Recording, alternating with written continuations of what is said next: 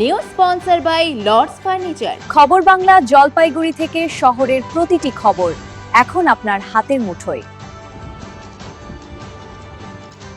2024 সালে লোকসভা নির্বাচনে জলপাইগুড়ি লোকসভা কেন্দ্রের প্রার্থী ডক্টর জয়ন্ত কুমার রায়ের সমর্থনে ধূপগুড়িতে নির্বাচনী সভায় এসেছিলেন প্রধানমন্ত্রী নরেন্দ্র মোদী। এরপর রবিবার আবার বিধানসভা নির্বাচনে প্রচারে এলেন প্রধানমন্ত্রী নরেন্দ্র মোদী। কোচবিহারের রাসমেলা ময়দানে পরিবর্তন সংকল্প যাত্রায় অংশ নিলেন প্রধানমন্ত্রী নরেন্দ্র মোদী। রেকর্ড ভিড় হলো কোচবিহার শহরের রাসমেলার মাঠে। কোচবিহার জেলার 9টি বিধানসভার প্রার্থীদের প্রচারে কোচবিহারে বিকেলে পৌঁছন প্রধানমন্ত্রী। প্রধানমন্ত্রীকে দেখার জন্য হাজার হাজার মানুষ কোচবিহার রাসমেলার প্রাঙ্গণে জড়ো হন।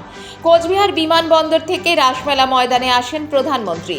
বিশ্বের অন্যতম শক্তিধর দেশের প্রধানমন্ত্রী নরেন্দ্র মোদীকে একবার চাক্ষুষ করার জন্য কার্যত জনসুনামি হয় কোচবিহার শহরে। সভা মঞ্চ থেকে মোদীর দাবি, তৃণমূলের পাপের ঘড়া পূর্ণ হয়েছে, বাংলা এখন একটাই আওয়াজ, পরিবর্তন। এবারে তৃণমূলের বিদায় নিশ্চিত। পরিবর্তনের সরকার প্রতিষ্ঠিত হওয়ার পর তৃণমূলের পাপের হিসেব হবে বলেও জানান মোদী। তার কথায় চুনচুনকে হিসাব নেওয়া হবে।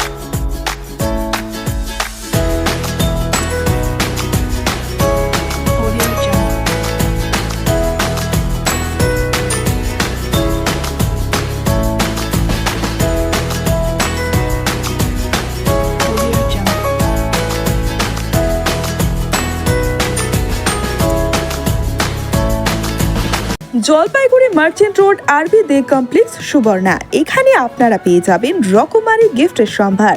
বার্থডে পার্টি হোক কিংবা অ্যানিভার্সারি, আপনার প্রিয়জনের জন্য সমস্ত রকমের গিফট পেয়ে যাবেন সুবর্ণাতে। 36 বছরের পুরনো প্রতিষ্ঠান জলপাইগুড়ি মার্চেন্ট রোড আরবি দে কমপ্লেক্স সুবর্ণা।